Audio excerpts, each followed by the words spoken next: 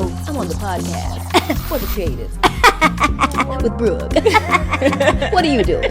Welcome to the For the Creatives podcast. Hello, guys. Welcome back to season 2 of For the Creatives. Okay, I am so excited. This is the first episode, and I basically have a celebrity in my chair. Okay, she's the founder of No Long Talk, Rhea Prendergast. Oh my gosh, how have you been, girl? How have you been? I'm good. I just got back from London last night. It's been crazy summer. Did you go to what is it called? Wireless? I didn't. But you know, in spirits. Mm-hmm. But yeah, Vibes Cartel was there. Oh my Spice gosh, was there. love him. Drake. That's my guy. Yes. Yeah. But yeah, I just got back. Happy to be back in New York and just ready for the rest of the summer. So that's amazing. Well, I'm glad you're here. Thanks for having me. Of course. I see you doing big things, and I want to say that I'm very inspired because we're basically close in age. Mm-hmm. So for me, it's very inspiring to see you doing big things because it just makes me want to, it makes me feel like things are more possible, for sure. So I'm excited to learn how you're building this cultural community. But I do want to talk a little bit because, I know you're from Jamaica. And and you're from Kingston, right? I'm from Kingston, yes. Okay, so my family's from Kingston as well. Oh my gosh, I feel like we never spoke about this before. We've never had. How did I miss it? Because I'm a Jamaican. People call me a Jamaican. I don't know. Are you gonna be like your parents are from Jamaica? My mom is from Jamaica. Exactly, it's enough. I guess. Yeah, everybody. Listen, but how was it like growing up in Kingston? Honestly, so amazing. I think growing up in Kingston, I feel like I was just exposed to a lot of artistic, I don't know, I guess you could call it artistic media, like whether it was music, whether it was dance, or it was fashion. I feel like from where I grew up to like also my family as well, like I've always kind of been just like inspired in that way. So that was really great. I think obviously growing up on an island, it's super small compared to New York. So everything is very like communal. So it's like you're very close with like your neighbors or people you go to school with. Most of my friends are people that I've known literally most of my life. Friends from prep school, which you guys would call elementary school. So yeah, a very like simple upbringing, but I feel like I was always creatively stimulated, and that kind of left some traces, left some things that I left some on later on in my life. But, okay. Yeah. Do you feel like the hustle is like, were you like culture shocked when you got to New York? Because like it's like the hustle a little different. You know what's different? I think I feel like Caribbean people we're hustlers, we're rebels, sure. especially Jamaicans.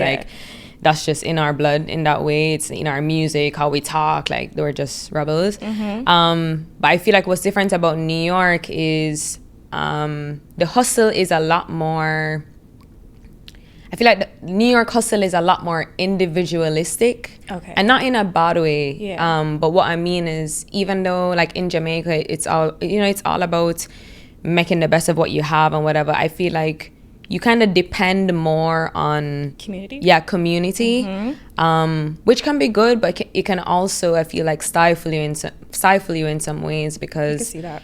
I feel like you also are not forced to kind of do it yourself sometimes, or I wasn't forced to do it myself the way I was brought up. So I feel like New York taught me kind of how to do stuff myself. Independence. Because here people, I feel like they look out for themselves. Yeah, that's what it is. And it's like you ask for help, it's like asking for a kidney. Right.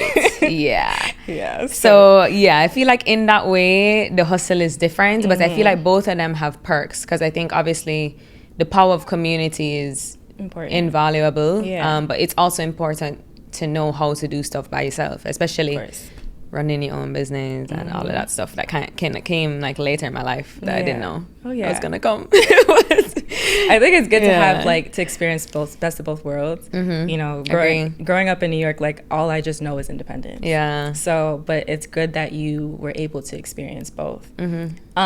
So I know you attended NYU. Yes. What was your major? So I was one of those kids that I didn't really know what I wanted to do in school. So I think not a lot of people know this, but I used to dance all of my life before going into music and events. So I had this dream of being a professional dancer. I wanted to tour with Alvin Ailey, and I used to come to New York in the summers to do summer intensives. And, you know, I danced up until I was like 22 professionally at home, touring all over the Caribbean.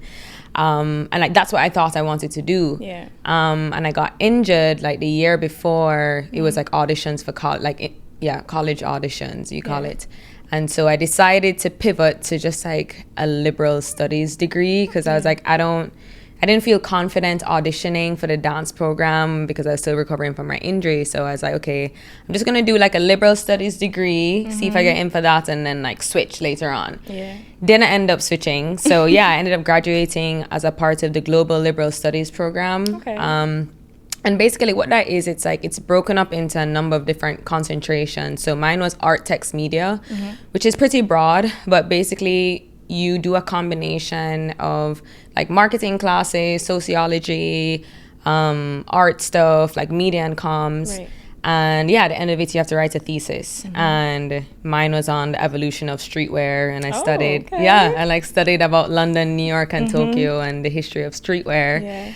And yeah, so it's kind of like one of those random degrees, but like it worked for me. You're versatile now in multiple things. Yeah. So that's great. It worked for me. Yeah. Because when I think about like my work now, it really is a combination of sociology and like how people think and how societies function. Because obviously it's like the study of people, like events and stuff like that. But it's also marketing, and then it's also like art stuff, obviously the music. So yeah, it like worked for me. It goes hand in hand. Yeah. Like that's amazing that you were able to pivot into that. And then I know that you worked at Studio 368, right, as an event producer. What did you learn about like building community through events before launching No Long Talk? Oh my gosh. So wait, can I backtrack a little bit? Because I just want to include this part of the story. So before I was at NYU, actually, how I got introduced to, I guess, the power in community and events and all of that is actually through my uncle. So one of my uncles in Jamaica, he runs an entertainment company, and they do events all over the Caribbean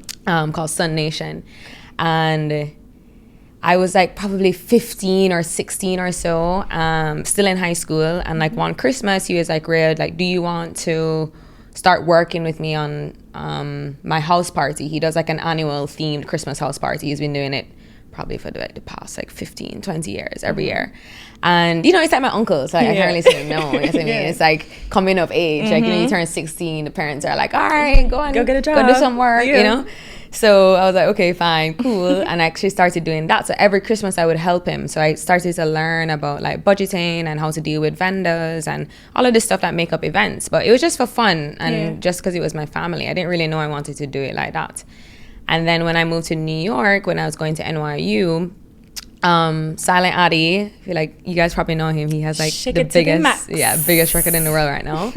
I'm friends with him, and he actually invited me to start hosting his bashment parties. And that was actually my first like into anything of the game or whatever. So I always like have to tell him thank you. And yeah, so that's kind of how I started. And then it came to Half Moon. I was working with another like creative collective run by Surf Allah, and kind of still around the scene. And then it was actually through Surf that I got to 368. Okay. Yeah. So it's a little bit of a story. yeah. But I don't like to leave those two out, because I feel like those two people were really important in just like introducing me to the space and trying to, you know, like understanding how it works and where I might see myself like fitting in. Kind of like a mentor. So yeah. So then I got to 368 and I did events there for like a year and a little bit. And I was also like the community experience manager. So I learned a lot about, I guess you could call it like really how to bring people's visions to life. I feel like we worked with a lot of brands, or we worked with like a lot of individual creators that had ideas but didn't really know how to go from like point A to point B, Right. or maybe they had like a finished product in mind but didn't know how to start. And Yeah. so I got to work on a lot of different stuff. You know, we did parties, we did film screenings, we did album release stuff, we did stuff with labels, like we did a bunch of different events. Right. And so I got to kind of learn the ropes doing a lot of different stuff. So Those are the Yeah. best jobs, though. Honestly, yes. That's a blessing, getting to do several like things. Within Yeah. that, you know. yeah. So that's great. I want you to basically describe like NLT altogether. So the ones that don't really know what No Long Talk is, Okay. because we're trying to get everybody Yeah. out there. Yeah. Okay. So in your own words, what Okay. is No Long Talk? Yeah, so No Long Talk is an entertainment company. I like to say it's like a multidisciplinary entertainment company, and we focus on community building, experiences, creative consulting, and merchandise. Our mission is essentially to elevate Caribbean culture all over the world. And yeah, those are like the 4 different ways in which we try to make that happen. So yeah, that's No Long Talk. I mean, we're trying to create something that feels, you know, authentically Caribbean, but can also be translated to a global audience. You know, I like to think of No Long Talk as the entry point to culture for a lot of people who might be, you know, second generation, third generation Caribbean people, or not even Caribbean people, but, you know, people that admire the culture or the music and want to, you know, get involved in it. I think No Long Talk is that kind of safe, fun, fresh brand that kind of allows for that. Amazing. Yeah. So you're obviously speaking about like pushing the Jamaican or just Caribbean culture, entertainment globally. What does that look like for you in like your day-to-day work? So how would you describe that? Yeah. So, you know, it's funny, like, I think my mission has changed a little bit since I started it. So I started No Long Talk 2022, which is so crazy. Like, time is flying. Time is flying. We're 2025, basically 2026. Oh my God, it's so crazy. So I think like when I started, it was very Jamaican and like dancehall focused. Right. You know, I'm a very like proud Jamaican person. I wear it on my chest every day. Like, really love my culture, and I feel like it's a big part of who I am. And so at the time in New York, I just felt like in our music and event space, there wasn't really, I just feel like there was something missing. Like when I would go out, you know, it would be like the same music played over and over again, or it just didn't really feel like something that I was proud of. Yeah. And I feel like I just needed to change that. And so that's kind of how No Long Talk started. But since it started, I feel like it's evolved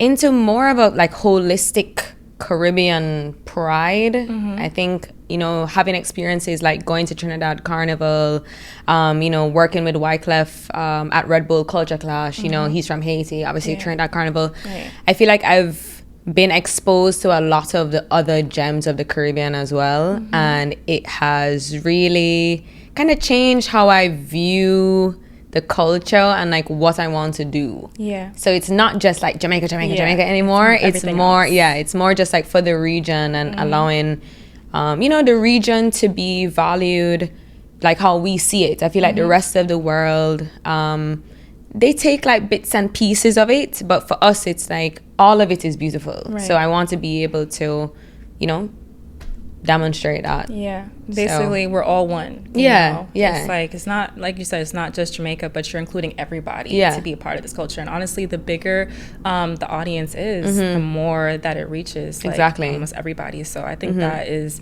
amazing. And obviously, like, with businesses, it's supposed to evolve. It is. It's supposed to evolve, and that means you're doing something right, you know? So I think that is amazing that you're pushing that Caribbean agenda for sure. So you mentioned, you know, you work with Red Bull, you worked with Adidas, Wray Nephew, Spotify. I could go on, okay? I told you she was a celebrity. So, and that's under 3 years, right? Crazy. What's your approach to like curating collaborations that feel aligned with that mission?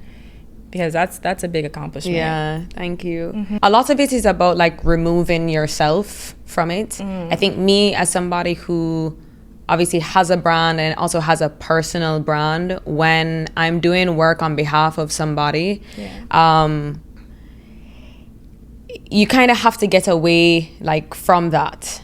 So you have to think about, what the client is trying to achieve, like, what is their mission. And I feel like maybe, sometimes it's like, if you're used to doing work a certain way, you might be like tempted to like do it this way because you're like da da da da. But I think the key to successful like partnerships in that is like really listening to what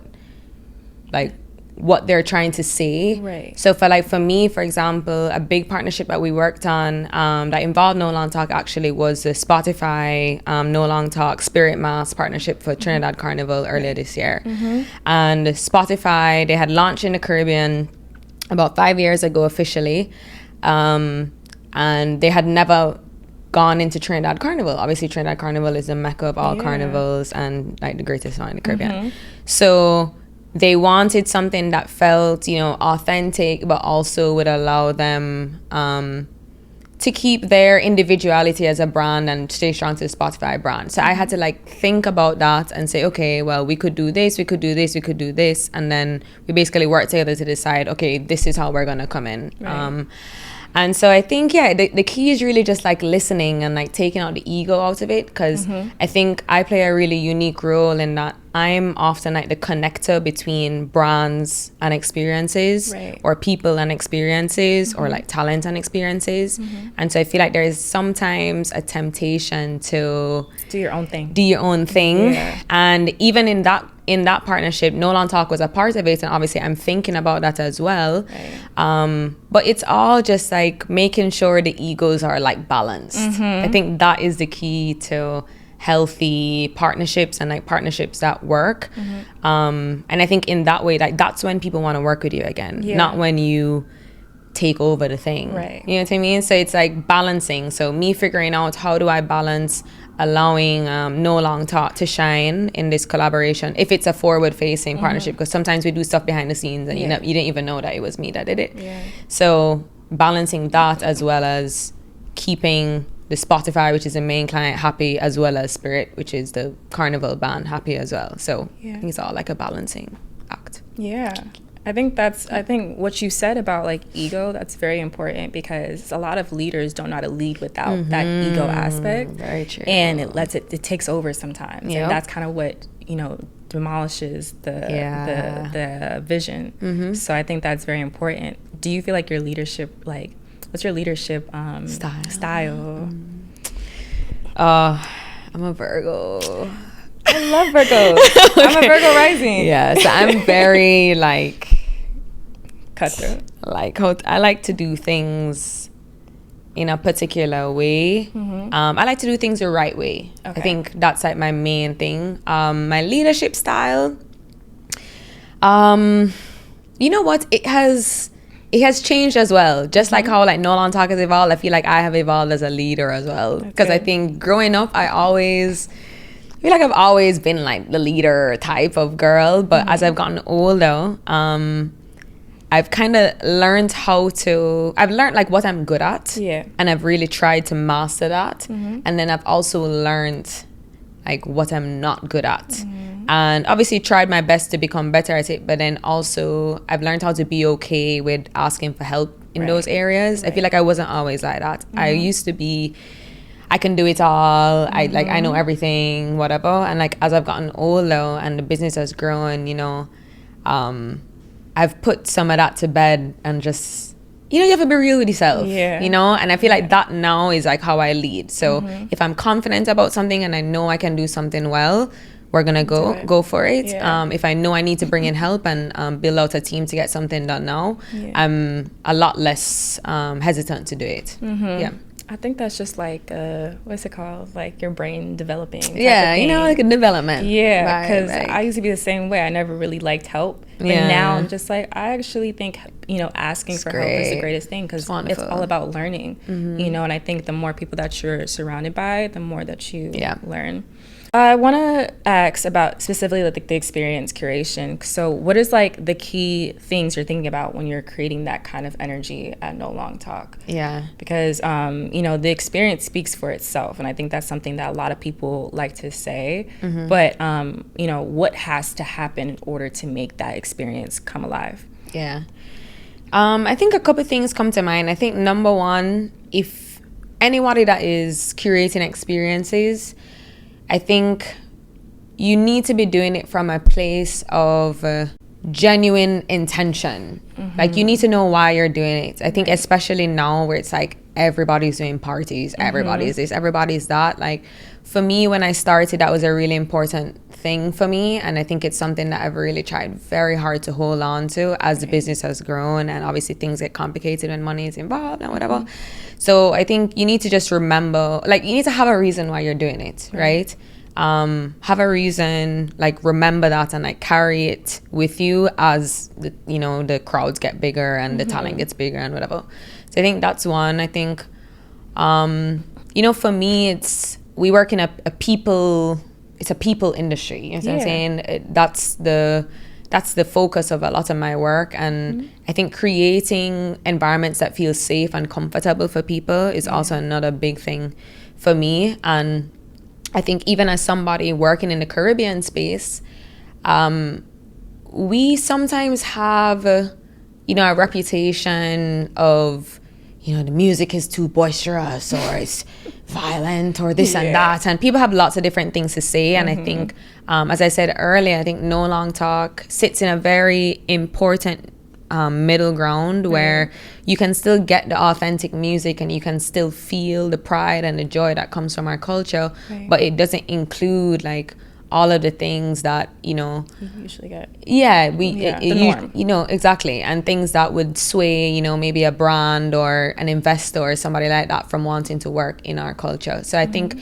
maintaining that level of comfort for people, like for my audience, people that come to my events, is really important for me. Last thing I would say is just like having fun. Yeah. Like I remember when we started the party, and I really used to look forward to going every Wednesday to have my party. And people used to be like, oh my gosh, like you're having so much fun.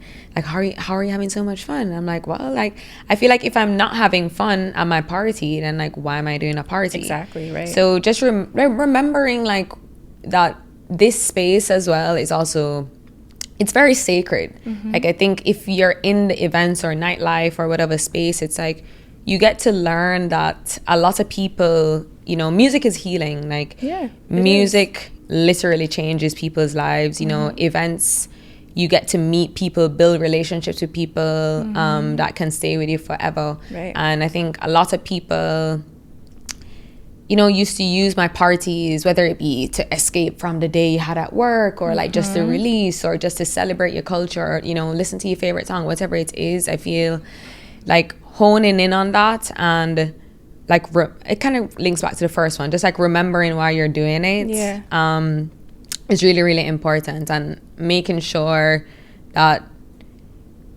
you're also like respecting that. Sacred. It's a sacred space. I think the thing with No Long Talk, it's like, I don't know if this is the weirdest thing, but like a family reunion of strangers. And we're like family now. You know, it's like you're definitely building a community, but you're still having fun, you're still getting, you know, you get lit in turn, but it still has a big message behind it, and I think that's very important, because the one thing about a brand is that you want it to stand out from all the other brands. Like you said, like everyone throws parties. What makes your party stand out from the rest of them? What makes people want to say, I want to go to this party when there's another party on the same day at the same time? You know what I mean? So I think that experience and putting that all together is what really makes or breaks everything, for sure. Agree. I want to talk a little bit about like the producer side a little bit more, because you help DJs navigate the space and plan the music experiences. What does being a producer mean to you? You know, I know you explained a little bit about the leadership role, but what does it mean to you, especially in like today's creative economy? I think it's just like a connector. Like people always ask me, you know, what I do. I usually say like producer, or I say like production manager. And it really is just about like connecting the dots. I think it's a very special I think talent and like role that we play within the industry, because I feel like nothing really moves without a producer, because you can have a talent, but then if the talent isn't connected to good management, then the talent can't grow. Right. You know, if you have a great event, but then the event doesn't find a good venue for its home, there's no event. And I feel like that has been my role. So whether it's been you know, placing DJs with like brand opportunities, or even having them play my events, or hosting for other events in New York, or helping like venues to build out their clientele. Like, it's been a lot of connecting the dots, and I think it's a very special role. I would say it changes. Like, no 2 days are the same. It just depends on what we're working on. And I feel like a producer as well, it has the downside where it's like people think you can do anything. So it's like they might call you and be like, hey Rhea, like, would you be able to let me know how to get to the moon? And I'm like, oh shit. yeah, you know what I'm saying? Like, probably no, but you know, so I feel like it kind of comes with that, because there's some it's a lot of blurred lines sometimes that people don't really see, like, exactly what goes on behind the scenes. Correct. So they assume that you can do everything. Correct. So I think it's also been a lot of like learning like how to say no as well, and narrowing down my producer role and like figuring out what I want to work on and what I don't want to work on. Yeah. But yeah, that's how I would describe it. Connector of dots. Okay. I like that. Okay. Yeah. So when you're designing the brand activations, or specifically the experiences, this is one of my favorite questions. How do you make sure the right people are on the project? Because collaboration, everybody has different work styles, personalities. So I think it's very imperative to know, like, you know, what's the strategy to that? Yeah.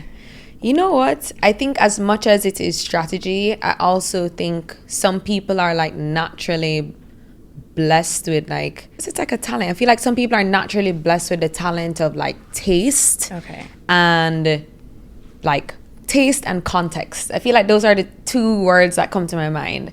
So I think some people are naturally tastemakers in terms of if you say, Rhea, I want to do something, I want to throw a party, or I want to plan a runway show for New York Fashion Week or whatever it is, and this is your vision. I feel like some people are naturally more inclined to, they just know how to show up. Yeah, they kind of just know. Trying to think about how to say this. They kind of have like a natural inkling for what you might like and what you might not like. And I think it comes from being able to read people and like really like understand the message behind a brand, or like the message behind an event or whatever you're planning. So I think for me, growing up, I feel like I was always that person. Like I was always able to read the room. Right. I was always kind of able to like figure out stuff, or if someone was lying to me, it's like I could kind of like tell that they're lying. Like I just feel like I had this natural gift for like contextualizing things, and then also having like a unique taste that people liked. Right. So I think that's definitely a part of it. I have so many friends in music that send me their demos all the time, and they're like, Rhea, like listen to this and tell me what you like and tell me what you don't like. And I don't have no formal music training, but it's kind of just always, I don't know, I just have a good ear. I have a good ear, and I have a good eye for stuff just naturally. And then I also think another thing of like how to place the right people, it just comes from experience. I think being in this industry, you meet a lot of people. You're gonna you're gonna be on a lot of sets, you're gonna go to a lot of venues, and I feel like without us really knowing, we like gather information about these different things and like store them in our minds as this, you know, this big like book that we can draw from. And then so when you come to me about something, I might remember from like 5 years ago, I went to this club in Midtown, and I was like, oh yeah, we should do it at that club in Midtown. So I think it's just, I guess it's just like honing in on your experiences and just like taking note of things. And trusting yourself in the process. And trusting yourself as well.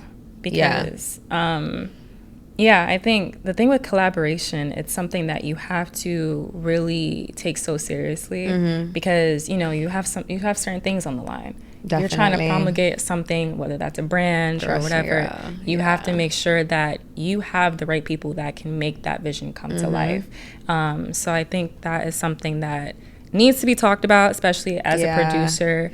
And no hard feelings. Like, it's not hard feelings. Like, if you asked me to collab in the past and I didn't want to collab with you, it's no hard feelings. It's just, as you said, like, there's certain things on the line. And for me, as somebody who has created something that's my baby, right, it's like you're very careful. It's just like if you're in a great relationship, like you really want to try to protect it.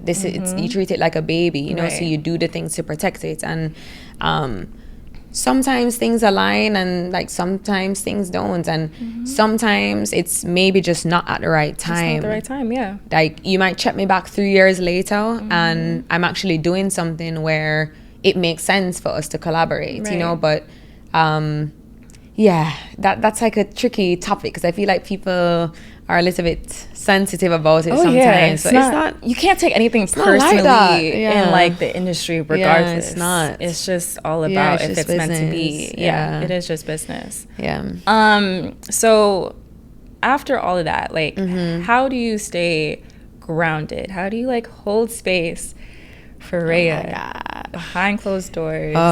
Okay, because obviously I feel like as a curator, you're thinking about everybody else first. So, you know, when you're able to think about yourself first, how is that like? Yeah, I just learned this. Like, where are we now? 2025. 2020, I would say like the second half of 2023 into like the second half of 2024. That was like the first time that I experienced like major burnout, and it really started to affect like lots of different areas in my life, like my personal life, my relationships, relationship with my family, my health, relationship with myself. And that's the first time I was like, oh my gosh, like this is an actual thing. Like, you know, you hear people talk about burnout and taking time for yourself and mental health days and this and that, but I had never gone through it like that before. And that experience like really taught me. Like, I was like thrown in the deep end and like I had to swim to the shallow end, and obviously like I got out of it, but that experience really taught me the power of just peace of mind. And like now more than anything else, I think obviously like we all want to be rich, like we all want to be successful, like this and that, and be able to buy everything we want. But for me, the biggest like indicator of success in my life now is peace of mind. And basically from that experience I learned, I think, how to say no is one of the most powerful things you can do. So I think that helps me to just be level and not take on things that's just going to stress me out and just wouldn't be good for me. I think that's one thing that I do. I think another thing that I do is like I try to separate my work and personal life a lot more now. I think working in this industry, there's a lot of blurred lines. You know, a lot of our work meetings are very casual. It might be over drinks, it might be lunch. Like, you know, that's kind of how the entertainment world is. It's very mixed up work and personal. And I think I had to make a very intentional effort to try to make some lines in my life. So, for example, I don't really answer the phone late at night. You know what I'm saying? If it's not an emergency and it's not the day before my event or something like that, it's like, I'm not really going to answer that call. You can wait, you know what I'm saying? Like, I feel like that's like a habit that's within the entertainment space that people kind of just go along with. And it's just like, no, like, I'm sleeping. You know what I mean? Setting boundaries with yourself and other people. Like, I mean, like, please don't call my phone at a time. So I think that's, so saying no. So yeah, so boundaries. Saying no, like, just trying to make some clearer lines, and then also trying to carve out time as well for non-work activities. So I think there was a point in my life when I realized like everything I was doing was work. And that's the tricky part, because when you love what you do for work, you don't really realize that you're working all the time. So it's like a blessing, but it's also a curse as well. So I had to start, you know, I started dancing again, which is not work, you know, not work affiliated anymore. It was just for fun. Like, I started working out. Again, just like stuff that I was just doing for myself, and some stuff that were not connected to anybody else. And I didn't realize that I wasn't doing that, which is like so crazy. So just finding time for hobbies and non-work stuff and forcing yourself to do it, that helped me a lot. And I think the last thing I would say is like, just like being real with yourself. And like knowing when you need a break, and like listening to yourself. Because I think in an industry, and especially my role, where I'm the boss and everybody, everyone expects me to fix the things, or I'm the leader or whatever it is, you're so concerned with like other people and making sure everything's all right and making sure everyone's having fun, that sometimes you ignore like warning signs, you know what I mean, or things that you can feel when something is a little bit off about you. So I think just learning to listen to myself and like taking myself seriously. Those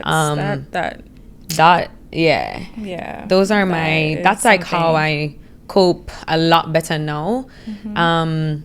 But it's you have to make the decision to do it. Yeah, you have to be strict with yourself and prioritize that. I think we have a rule, at least for me, is strictly put yourself first no matter what. Well, God first, and then yourself. Amen. And then everything else comes after. So that's kind of just like how I see it. It's lovely to hear that you put yourself first. Built so much momentum in such a short time. What do you see on the horizon for No Long Talk? It's evolving. Honestly, I think what I thought it was gonna be now when I started, it's not. I feel like it's just something that changes a lot. And I used to think that I wanted to do like a major music festival. Like that's where I saw No Long Talk going at first. But now it's like I try to remember the mission of what I'm trying to do. So what I'm trying to do is elevate Caribbean culture, and I feel like there's a lot of different ways to do that. And for me, it's like I'm more open to exploring different smaller ways that I could do that, as opposed to working towards like a huge goal of doing something like a music festival, which I feel like for some people they might say like, oh, but that's like how you make money. But for me, it's like, I don't know, along the journey, I've found so many different ways of expression connected to the brand that I've enjoyed. And I'm really just excited about like diving deeper into them, honestly. Like I don't really have a huge like end goal, and if we do this, then I'm gonna be successful, or if I do this, then, I would say I would have made it. Like for me, it's just helping the culture to get to a place where it feels respected globally. I think Caribbean people are proud to be Caribbean, and honestly, I think it's like happening. I feel like dancehall is like having a big moment right now. Yes, it is. The whole world is kind of seeing it, and I feel like even in the New York Caribbean scene as well, it's like I think I've done a lot of work to kind of bring the energy back up to a place that feels good. Like in a party and you feel good. Like, and I haven't been to a lot of parties where I feel good, but I feel like that's something that we need more of. So that's so that's like where it's going. I think anything that allows me to achieve that stuff is my vision of success. And I think it's very different from when I started, and I'm just like happy to embrace where the journey kind of takes me. But that's where I'm at right now, honestly. I'm happy for you, girl. I love that. Okay. Well, those are all of my questions. Oh my God. I hope you enjoyed this. Okay. This is great. Of course. Thank you for so being here, of course. Yes. Do you want to drop your social? Of course. So my personal is at Rhea Prendergast. Then it's at No Long Talk as well. The O in long is a 0, so you see it as well. But follow us on all socials, and we have some stuff cooking for you guys for Labor Day. It's coming out very soon. I won't say any more, but it's lady. Yes. Okay, well, thank you guys for watching. My name is Brooke, and don't forget to like and subscribe. See you next episode. Bye.